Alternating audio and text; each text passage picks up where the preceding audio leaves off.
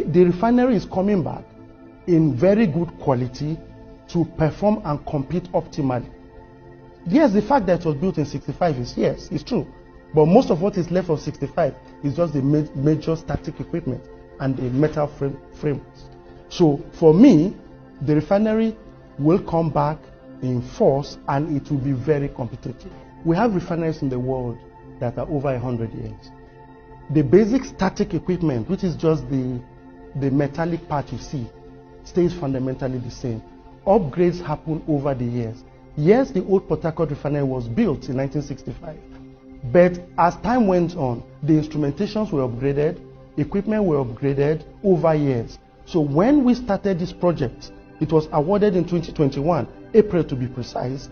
That plant then had undergone levels of upgrades. So instrumentation-wise, it has latest technologies too.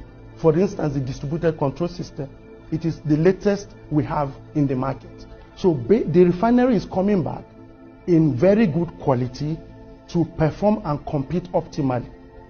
Yes, the fact that it was built in 65 is, yes, it's true. But most of what is left of 65 is just the major static equipment and the metal frames. So for me, the refinery will come back in force and it will be very competitive. About 3,000 workers play their part each day to get the work done. From piping, welding to fabrication, the relationship between man, machine and metal is constant. So far, the plant has recorded 8.3 million man-hours with zero lost time to injuries. The reason isn't far-fetched. HSE rules are always adhered to. By the colors, you can identify them. The blues are the engineers. The brown is for operations. The orange overalls represent the contractors. Out with the old and in with the new. The removal and replacement of piping work is a major task at the Port Harcourt Refinery. For a refinery built in 1965, it's understandable. Over 75% of this task has been completed and accelerated as workers run day and night shifts. The plant has also recorded remarkable milestones against all odds. Basic markers for a major project like this is deliveries of your long lead items. We have items here that we've installed in the plant that took 18 months to manufacture. Those items are now on ground. We have the boilers, we have pumps made by OEMs, Gabonetta, Arturia in Italy. They've come on site and we've installed them. So our long lead items are on site. Instrumentation are on site. We've completed most of the procurement we need to do. The procurement, we have gone over 98%. Most of them are now delivered and they are on site. Piping work we're doing, we have progressed extensively. For electrical, we have had most of our cable laying done. Many of our substations now have been energized.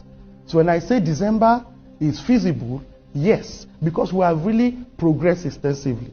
So that makes me very comfortable. For the construction, that is the part I'm finishing now. And that's the part for the old refinery. I'll have it ready by December 2023. As promising as it sounds, the question on the minds of many is the cause of delay in delivery. The managing director of the Port Harcourt Refinery reels out the facts behind the recess. We had clear governance in place to award this project.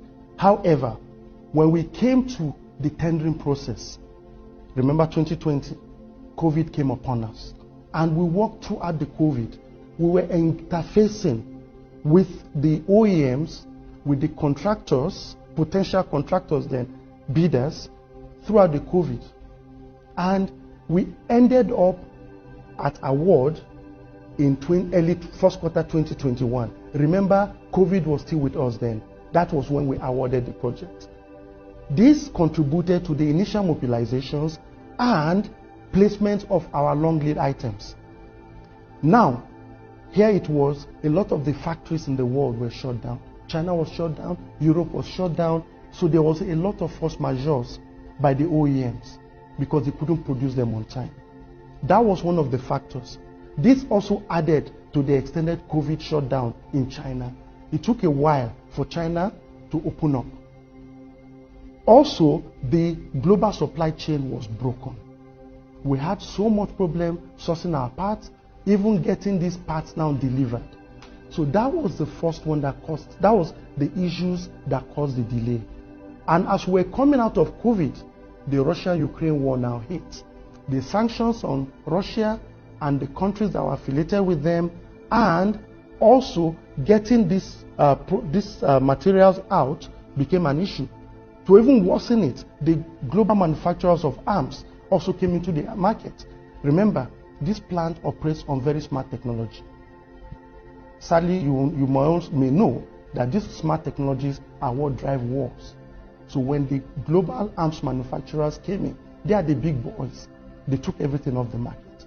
Components became a problem. We couldn't source, and the manufacturers also threw in further force majeures. Despite all these challenges, we're able to come back, put the project back on track, and we're now aimed at the end of the year to deliver the old refinery. This explains the celebration of the arrival of two 120-ton-per-hour boilers manufactured in Italy, weighing 200,000 kilograms. It is used in generating steam used for atomizing fuel and various processes, including running equipment like turbines and fire preventions. The boiler is just one of many long lead items that suffered major delays in arrival.